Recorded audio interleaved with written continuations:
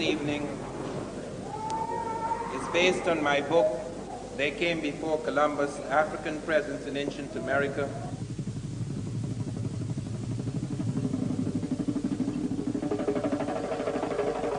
A great deal of research has been done. One has become aware of far more things that have emerged from excavations that help to confirm with almost an absoluteness what we have advanced in the past, that there were Africans in America before Columbus.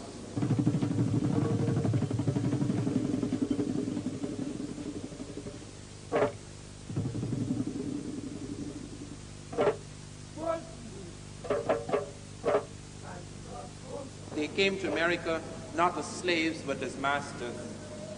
I am not the first to suggest there were Africans in America before Columbus, nor is anyone in the modern period. Columbus is the first man to suggest it.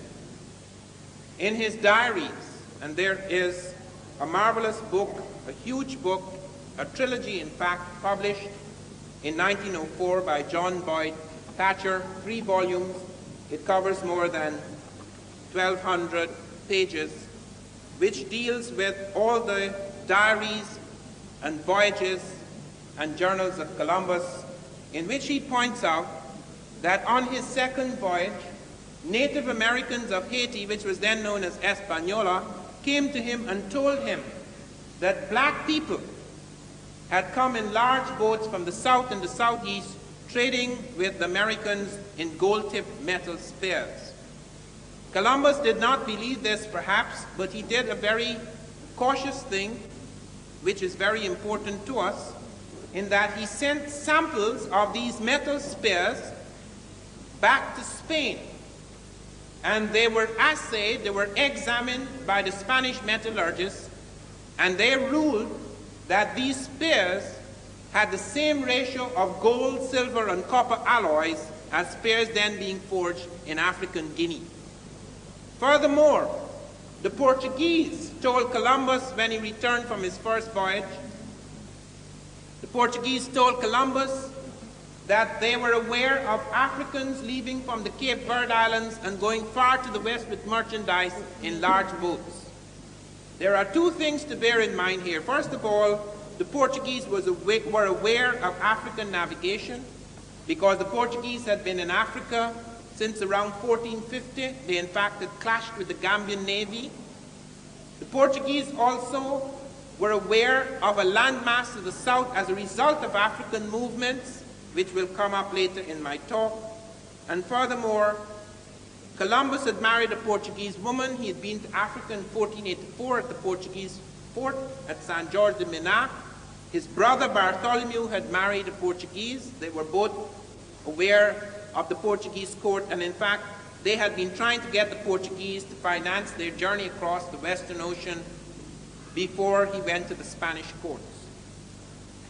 Not only do we have, therefore, the documents of the Portuguese and that of Columbus himself, and oral tradition of the Native Americans, and the fact that the Spanish metallurgists had ruled on this and shown that it was African, but furthermore, they have found a cotton in the Cape Verde Islands, a cotton, Gossypium hirsutum var punctatum, which they thought was African because it was just off Africa and it had been taken by the Portuguese as they settled in the Cape Verde and planted before Columbus in the Cape Verde Islands. When it was examined, the cytogenics of the cotton showed that it was not African, it was some cotton grown in the Caribbean and South America, which means cotton which had been grown in the Caribbean and South America had got into Africa before Columbus. How? Not only that, botanical evidence, but the navigational evidence shows, the oceanographic survey of the ocean shows that just off the Cape Verde there is a current that takes you to South America. There are 3 major currents off Africa, about 100 miles off the African coast, that take you automatically to America. Once you are caught in those currents, whether you planned it or not, you have to get to America unless the fish get you first. Anything that remains afloat is pushed towards America. Off the Cape Verde Islands, the current takes you onto the northern tip of South America, into the Caribbean, into the Gulf of Mexico. If you're off the Senegambia, it takes you to South America, into the Caribbean, into the Gulf of Mexico. If you're off the southern coast of Africa, it takes you towards South America, and you could fall into the currents that take you into the Caribbean, into the Gulf of Mexico. The evidence shows that, and I will leave the Columbus period aside for a moment, the evidence shows that there were Africans in America not only before Columbus, but before Christ. And it has been carbon dated, and we can establish this beyond the shadow of a doubt. The reason why history has to be reconstructed in the Americas and in Africa in the way it is done now is because we cannot use the same historical methods that are used in Europe. Europe has had the enormous advantage of the conquest in that its libraries have remained fairly intact for many centuries. Our libraries have been shattered, and it's not a question of the lack of libraries. In the Americas alone, there were thousands of books. Only 3 major American books survive, and they're not even in America. They're in Germany, they're in Spain. 3 books survive. One of them is the Popol Vuh, the Bible of the Quiche Maya. You have the Titulo Koyoi, which Jairus Boy mentions. You have other codices. These things are the few things that survive. The destruction of libraries in Egypt, the sack of Alexandria, which destroys, as I pointed out this morning, perhaps 500,000 documents. The destruction of the Moorish documents in which blacks were involved, not just blacks. You have Arabs of different complexions and races perhaps, but you have an Arab-African thing in the Moorish domination of Europe. You have Cardinal Ximenes destroying about 84,000 manuscripts in Arabic at a time when many Africans and Arabs and even others wrote in Arabic as the language of science of the time. And Timbuktu was razed to the ground twice. So it's not just the absence of documents, but the destruction of documents. Fortunately, history does not leave its mark only on written documents. History leaves its mark on everything. If you do not find the books, there are scripts. If you do not find, there are skeletons, there are sculptures, there are plants. There are many things that have left their mark, and that is the reason why we reconstruct history by going to all of those strands, into all of those avenues. It is not an historical method. It is the only valid, genuine historical method to reconstruct the fragmented history of Africa and the Americas. In the case of Columbus, for example, why is it we who are so familiar with the voyages of Columbus are not aware of the fact that Columbus never touched the American continent? Why are we not aware of the fact that Columbus remarked on this matter, not just once? Several times he mentioned on his 3rd voyage that he went along the coast of Africa, that he stopped in the Cape Verde for several days looking for black animals because he found both the Africans and the Native Americans in the Caribbean were sacrificing black animals, and he wanted to please them with a black animal as a gift. That he wandered further, finding no such black animals. He wandered further into the Senegambia current and was swept. He said he had 6 ships, 3 were sent on the normal route, and he was swept on the Senegambia current, making it in far less time, but under grievous conditions, because the Europeans were totally unaccustomed to the great sun burning down upon them in tropical latitudes. And Columbus reports how the heat was so great in the equatorial regions as he took the African route that the caskets burst, the meat roasted and putrefied, and that he feared for the life of his men and himself if rain had not fallen. All these things are recorded in the document. They're just the sides. They're just the sides, things dismissed, pushed aside, until we put together the botanical evidence, Gossypium, Hirsutum var punctatum, the metallurgical evidence that the Spanish metallurgists had assayed the metal spears and showed them to be African, the navigational evidence, because the currents move in that direction, and the Portuguese had noted The Africans had the navigational capacity and were actually setting out from the Cape Verde. The documented evidence, both of Columbus himself and of the Portuguese, the oral tradition of the Native Americans, all of these things are there. Until we pull them together, they make no sense because they're constantly being thrust aside because they suggest Africans are where they should not be. Let me deal not with that early period because I merely pointed this out as an example of the method that is used to reconstruct history and that it is a valid and legitimate method and the only method that is available to us now because of the great destruction of documents. It was in 1858 that peasants in the village of Tres Zapotes in the Gulf of Mexico discovered an enormous stone head. This stone head weighed 10 tons, just a head, 10 tons.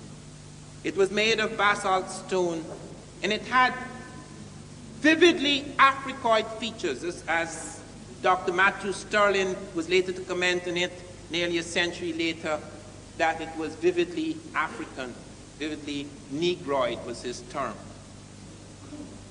It had broad nose, very full lips. It was clearly one of the classical African types. It had a helmet, which had never been seen on any sculpture found that so far in the Americas. Close by it was found a stele, which indicated a date of about 291, November the 4th, 291 BC, 291 years before Christ. They were not sure, however, if that date necessarily related to the head. And at that point in time, no archaeology, no serious archaeology had been done in America. However, in 1938, a scientific expedition set out from the Smithsonian Institute, University of California, and the National Geographic, and they found that head again. They not only found that head, but the following year they proceeded to another spot, La Venta, where someone noted they had seen a similar head, and they dug up 4 heads at La Venta. Between 1939 and 1940, 4 heads were dug up at La Venta, and again it was the same thing, enormous heads, 6 to 9 feet high, just a head, weighing between 10 to 40 tons in weight, having African-type features, and the same type of helmet, as Jai Rasboy has pointed out. You could find it at Tanis in the Egyptian Delta, with a flap falling along the side of the head, a kind of crest with a flap and incised markings, etc. And the extraordinary thing is that I discovered last year through a friend of mine, he's Wayne Chandler, he's an photojournalist. He discovered in the files of the Smithsonian a photograph that has been suppressed for nearly 50 years, which is shown here for the first time in public in my slides, which shows that the first head that was discovered not only had African features, but Ethiopian braids. It's carved out in the stone. It has never been published, it has never been shown. On top of the heads, the stone heads, they found terracottas, that is clay sculptures of Africa. Now with respect to those with the helmets, with the exception of the one I mentioned, you could say, okay, fine, perhaps it's a mistake, perhaps it's an accident. That's what they said. First they said they were baby faces, that's why they had full nose and full mouth. They were faces of babies. Then they said the reason why they have these enormous lips is because they're the snarling mouths of jaguars. These people among whom they were found, Olmec, they worshipped jaguars, and therefore the snarling mouth of the jaguar was copied. Then they said, one of them said it was made of molten rock, and it fell on its face, and that's why it became flat and full. The latest explanation is most ingenious. The Science Digest did an article on me in September 1981, in which they presented my case very fairly and objectively, showing the nature of the objections of the establishment, including one eminent historian of Mexico, Michael Coe. And they went to Michael Coe, Boyce Rensberger, the leading science writer for the Times who did the story on me. He went to Michael Coe and he said, "Do you believe what Van Sertima is saying, that these are African?" And Michael Coe said, "They don't look at all African, and even if they do," these are his words, you know, "even if they do, the reason why they have full noses, the reason why they have broad noses and full lips is because the tools were blunt and they couldn't make them any sharper." That's the leading authority on the Americas, prehistoric Americas. And let me present the case for the dating. On the wooden ceremonial platform where 4 of these stone heads were found at Levanta, which turned out to be the holy capital of the Olmec world, OLMEC, Olmec, the first major civilization in America. The dating of the wooden platform, the charcoal, there were 9 samples of charcoal dating, gave a reading of 948 to 680 BC. It's not just the stone head, but in addition to the stone heads, you have terracottas that are clay sculptures of African types. Not only the nose now and the lips, the hair is clearly Africoid. Because even though you could say that some Asiatic types who came across the Bering Straits may have Africoid type features, the hair now is very distinctive, the kink and coil of the Africoid hair, very distinctive on the head of the terracottas. And what is more, and note this, the artists went to the trouble of selecting oxide dyes for the clay so that it could be dark brown or dark red or dark black, so that it could be distinguished from the other terracottas. So that on the dark terracottas, you're finding this African peculiarity of feature. And in addition to that, in addition to the stone heads, of which there are 14 spread over Tres de Portes, La Venta, and San Lorenzo in Veracruz, in addition to the terracottas spread all over that Olmec central area, you have skeletal evidence. Professor Wierzyński, a Polish skull expert,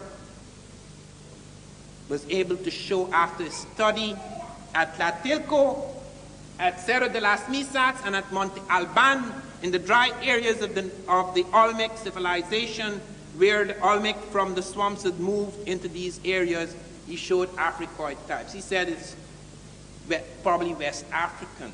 I have just come from a meeting in New Mexico before 200 professors who are studying ancient scripts, who have established beyond the shadow of a doubt, and I shall deal with that later in my talk, that the Egyptian script traveled to America before Christ around 800 BC. They have found on the Davenport stela the Egyptian hieroglyphs, the Libyan script, and the Iberian Punic side by side, reading the same thing. And it could not be forged because it was found before the Libyan or the Iberian Punic was deciphered. But they did not know the Egyptian had anything to do with blacks. I informed them.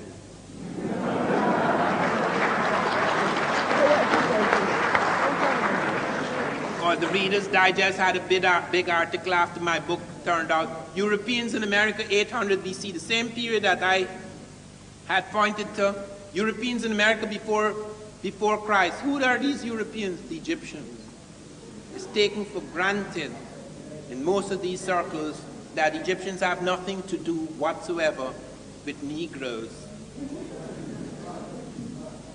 In the Olmec world, as I say, you have this corroboration of evidence, the skeletal evidence in the dry areas, because in the swampy areas no skeletal evidence survived. Jai Rasboy has pointed to a very important thing, that is the possibility even of mummification in the Olmec world, but because the skeletons were not preserved, we find it in a statue where you have the rib cage outlined, the hands close together, the fingers open, the shroud, etc., just like in the Egyptian world. Nowhere on earth, on any archaeological site, could you find a corroboration of so much evidence. Stone heads representing a distinct physical type, terracottas representing the same type with the texture of hair and coloration of skin, and skeletal evidence representing that type as high as 13.5% at Tlatelolco, going down to 4.5% at Monte Alban.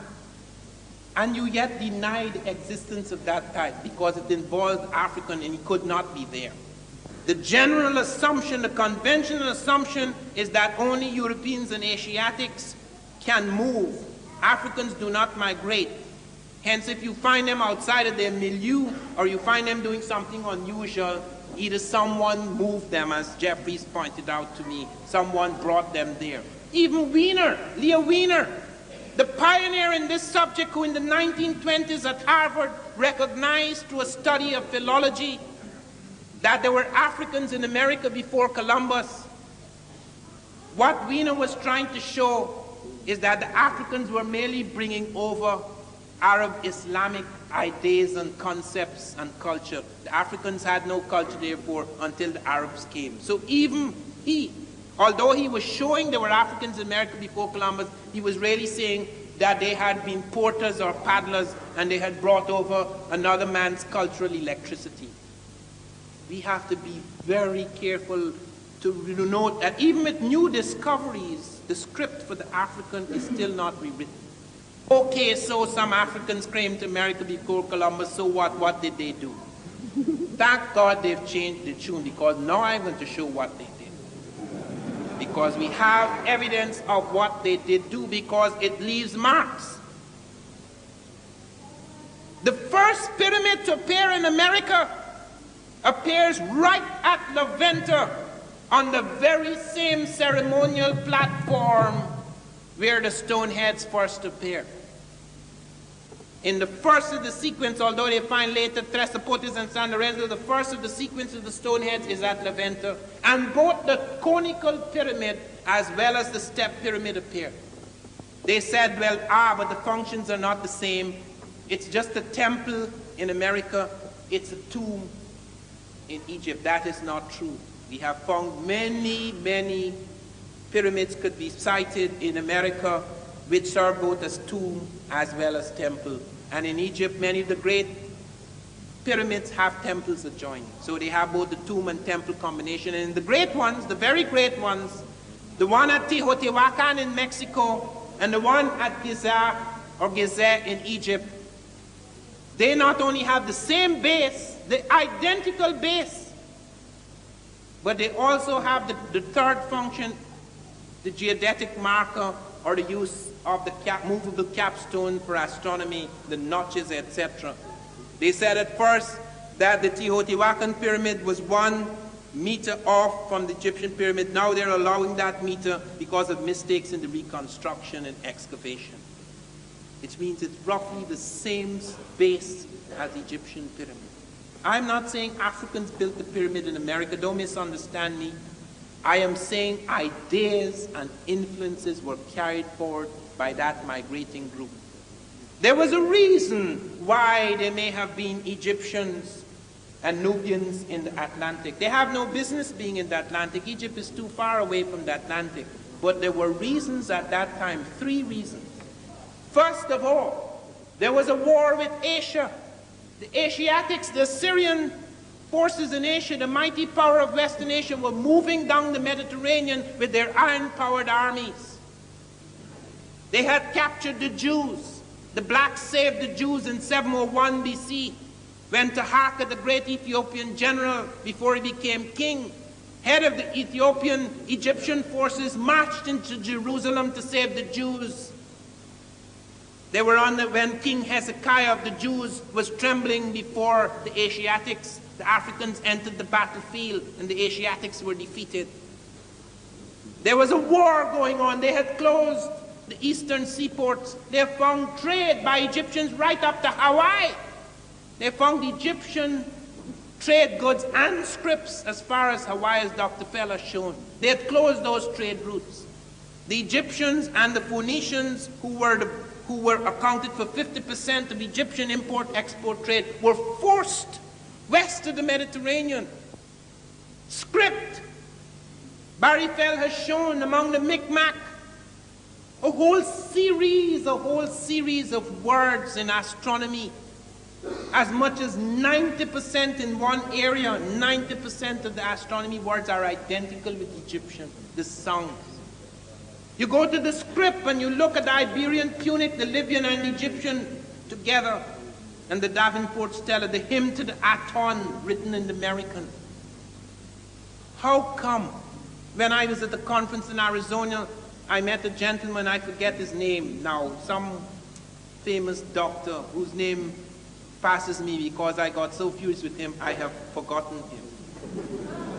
He's written a book on the Micmac, challenges me. I said, all right, sir, if you think that this is a fake, I have both before me. I have the Micmac and I have the Egyptian. You are so acquainted with the Micmac. Show me which is which. I don't want to be drawn in that, he said. But the audience, they really embarrassed him. They said, show him, show him, show him which is the fake. Didn't dare do it. Didn't dare do it. There's so many, and it is true that in scripts you can have occasional parallels because there's a limit to human science, but these things were for arbitrary things, very complex markings for arbitrary things. And there was no question of correspondence. Correspondence so remarkable, so plentiful that there was no question, no statistical possibility of accident or fluke or coincidence. You go to Elvia John in the Olmec world, and there is paper made from wood pulp. Nowhere in America were they making paper from wood pulp. Nowhere in the world, except in Egypt at that time, where both the papyrus and the wood pulp was making paper. It was done in China later. It appears in the Olmec world.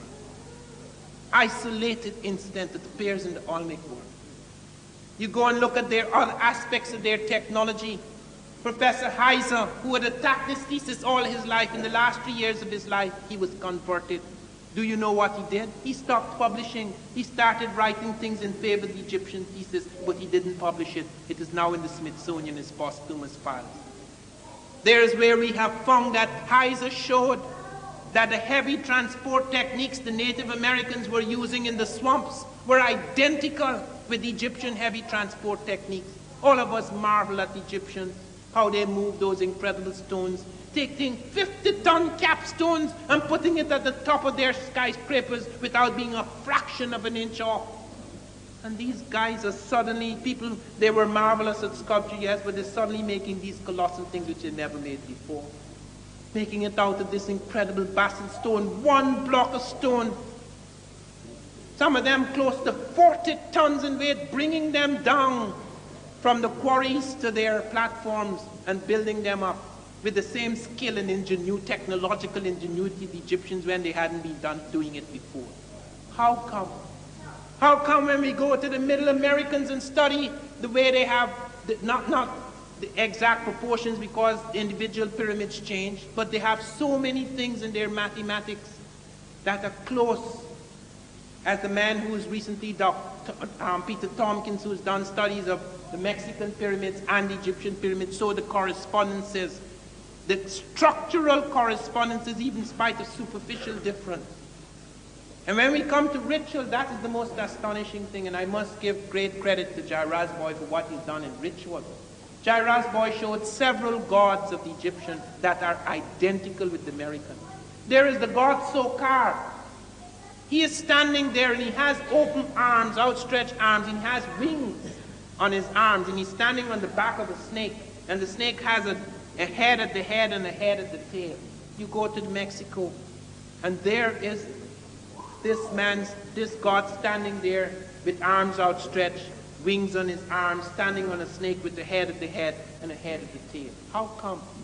The god Aken, he pointed to the double rope swallowing god, identical. The faceless Aken with the swallowing the double rope there in Mexico in the Olmec world. He shows feathered sunshades, made of 3 concentric circles, 3 colors. These are very detailed things. These are very complex correspondences. They're not flukes. And there you find the same thing duplicated. The double crown. Who wears the double crown in all the world except the Egyptians who united the north and south, for whom there was a political necessity to have a double crown, the red and the white crown. And there among the Olmec, we found 2 examples of it now. Chief dignitaries wearing a double crown. The flail, the crook, You find it on the Olmec dignitaries as among the Egyptians. The use of purple, we have found the codex. A codex is recent, Natal Codex, showing pictures of black-skinned as well as red-skinned kings in ancient America. And you look at the nobility, you look at the women, you look at the kings and the priest kings, and you find purple as a symbol, as a signal of their index of their rank, just like among the Egyptians. And there's recently been done a study in purple, the Phoenician thing about purple. Their search for purple, because purple was sacred among the Egyptians, it is emblematic of the power of the gods. And the Phoenicians, in their travels, exhausted most of the purple supplies in the Mediterranean. There is another suggestion of why they should have come to the Americas for this purpose. You look at other ritual scenes. The human-headed bird, bat, is found in Mexico. A bird with a human head. This is in Egypt, and on the Egyptian tombs, and they have a little hole in the tomb with the bird to fly out. You see it duplicated in America. Nowhere else. All these correspondences. How come? How can you explain that these things were not happening before? They have no antecedent. They are complex. They are not just single traits. They are a complex of interlocking parallels. Why should we believe that it took Columbus, who stumbled into the Caribbean, which he called Asia? Do you know Columbus called America India? It wasn't called America, it was called India. That is why we're still calling the Americans Indians. We still call the Native Americans Indians. Columbus had a right theory, which in fact was not new. The Arabs and Africans knew the world was wrong. You look at the globes that Africans used and Arabs used to teach geography. They were all wrong. So only Europeans believed the world was flat, until some of their geniuses were persecuted, proving that it was wrong. That's a fact. You look at the maps, those early maps. You look at the early globes that were used in geography. But the thing, and you find it in Arabic documents in the Moorish period, there was assumption all through that Moorish period that the world was wrong. Columbus wasn't new about that. He was right, theoretically. If the world is wrong, you could go far to the west and end up in the east. What he didn't know is that you would need an airplane to do it, not the Santa Maria. So the Santa Maria collided with another continent, and he assumed, do you know that even though Columbus doubted that it was Asia, you know what he did? He sent his notary, Fernando Perez de Luna, among the ships, and got every man to sign a document that he was off the continent of Asia. He couldn't take any chances. They spent a lot of money sending him out. He had to find India. He had to find the treasures of Marco Polo, come what may. And he got them to sign a document, and he threatened them. If any man were to say they didn't go to the continent of Asia, or they were not off the continent of Asia, if there were officers, they would be fined 500 maravedis, several months' salary. And if they were common sailors, they would be given 100 lashes and have their tongues cut out.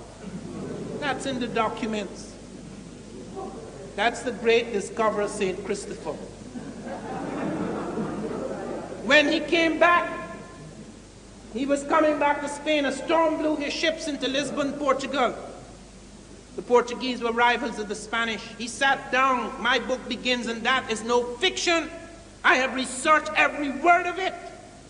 He sat down to dinner with the Portuguese king, King John II. They sat to dinner on March the 9th, Saturday evening, 1493. Rain fell the next day. I know all the details that were put down.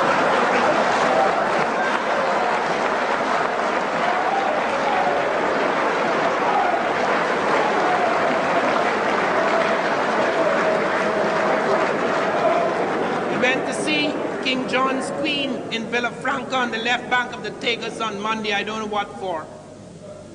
But there in that weekend, on that Saturday and Sunday, there were discussions.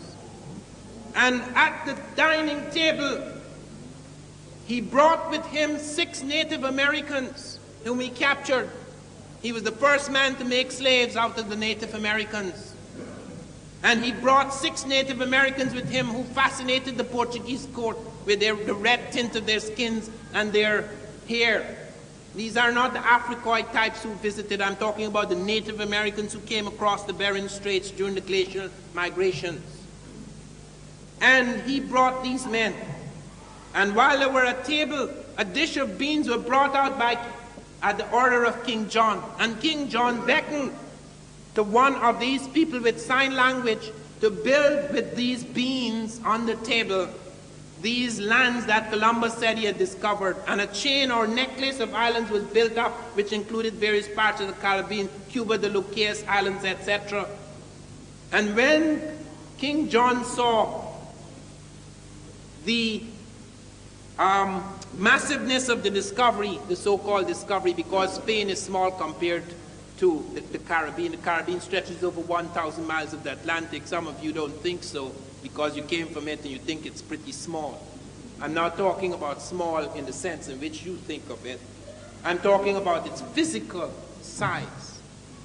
They were upset because the Portuguese, both King John I and II, had refused to give Columbus permission or support.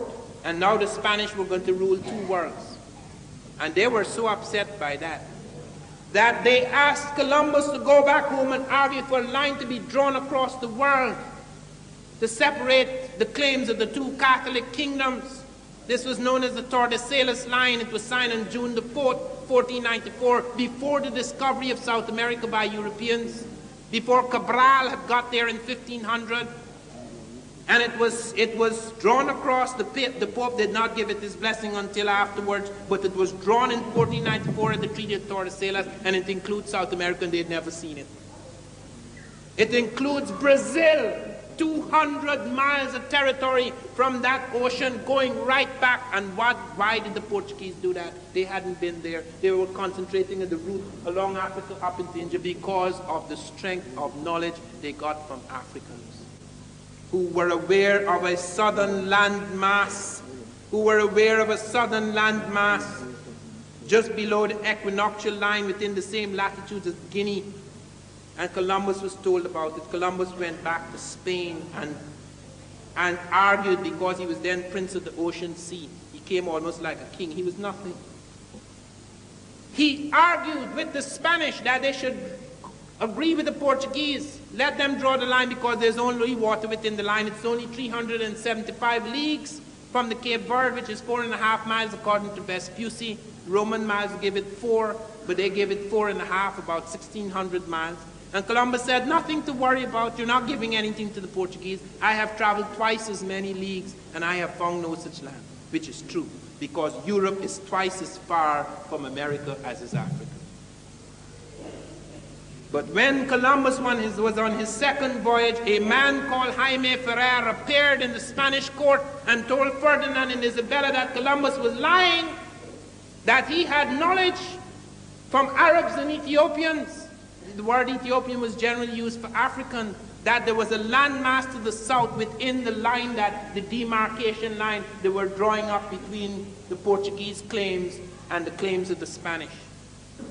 And he said a damaging thing. He said, Columbus knows more about this sleeping than I do waking. So when Columbus was sent a letter from the King of Spain, he said, please come home immediately. And I want to know all that you know about this demarcation line. Columbus wrote back to say, I have arthritis and I am too ill to move. And then he said something which was a deliberate lie because he knew it was not true. He said, Cuba is the continent. I have found the continent.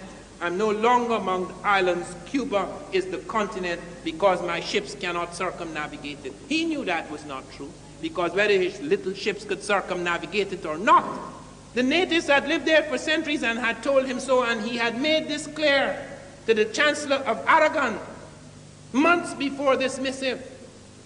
So when he came back, they didn't want to hear anything more about colonizing the Caribbean. They wanted to send him to find the southern landmass, so they gave him 6 ships. And he sent 3 ships along on the earlier route, and he sent 3 ships along Africa. And here are the 3 ships coming down into the Cape Verde, searching for black animals, going into the semi-Gambia current, then into the tropical latitudes. And they landed 1 day's journey from South America. They landed in a place where they saw 3 hills. And he said those 3 hills reminded him of the Trinity, so he called it Trinidad. Very religious man. The next day, the ships landed in South America. Columbus did not come off the ship. The great navigator, so eager to explore, would not come off the ship because he's terrified to give the Portuguese away. Because I found the letter he wrote to his son Diego Columbus in 1505, in which Amerigo Vespucci is about to appear before the Spanish court. And he says, tell him to do this and to say this and to say that and to do this and to do that, because the man would do anything for me. It was his brother, Genoese brother, tricking both the Spanish and the Portuguese. And he said, certain monies are being paid to me, but I cannot detail them here. I'll detail them yonder. What money is he talking about? Not Spanish money for the prospective discoveries in America. It's the Portuguese money for keeping the Spanish away from the south. That's why Columbus pretended he had an arthritic fit, because he did not want to go into the south. That is why he was arrested. How many of us are aware of that? On his 4th voyage, he was arrested by Bobadilla, he and his brother Bartholomew, and sent back like a black in the hold of the ship to be tried in Spain. So all this Columbus period is built upon a fraud.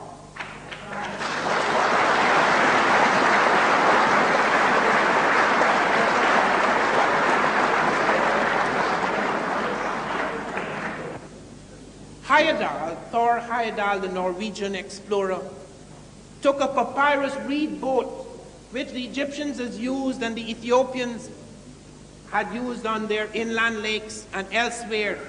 And he showed that the curves of this boat showed that it could cross the ocean. It wasn't just for inland shipping, and it was used 800 years before Christ. And he said it can cross the Atlantic. And scientists scoffed at him. Scientists took the papyrus reed and they said, if you put it in a tank, it will sink. And they put it in the tank and it sank. And Heyerdahl said, if I took a piece of the Queen Mary, which is made of iron, and put it in a tank, it would also sink.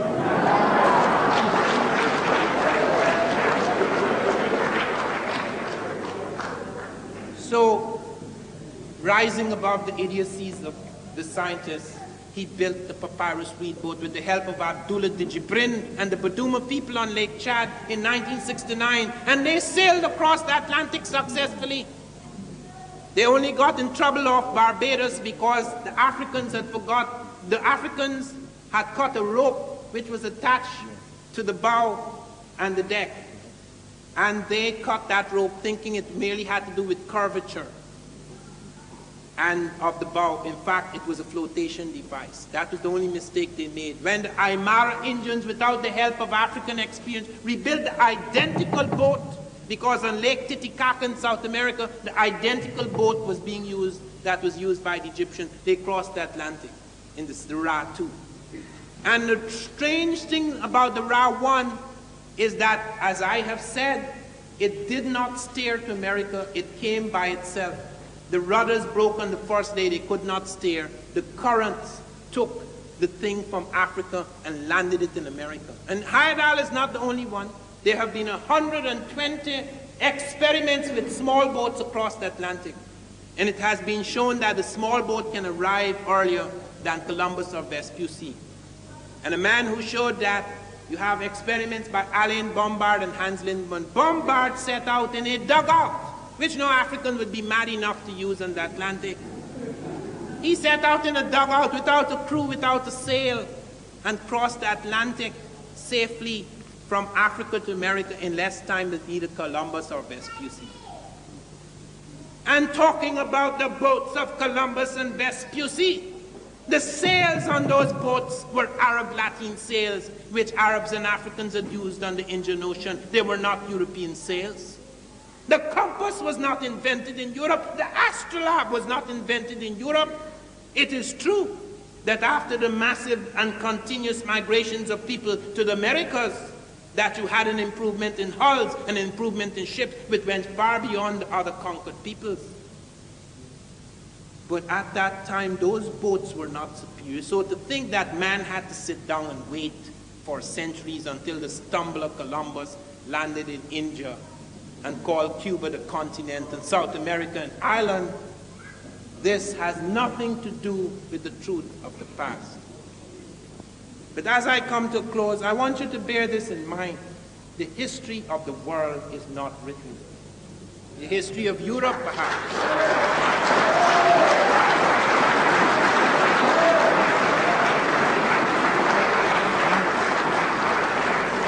There remains a great deal to be done. There's a whole world out there. Every time I go back into Mexico, extraordinary things are found. They found the pyramid of Comalcalco with bricks, with various writings, both scripts thereon, which has recently been found. A whole new set of things are emerging. This is not a finished chapter. This is no closed chapter.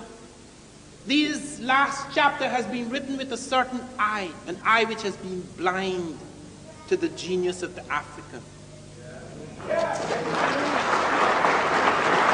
Therefore, it is only by opening another eye, by having a different kind of illumination, a different kind of vision, that the history of the Americas and the history of Africa can be truly written. Thank you.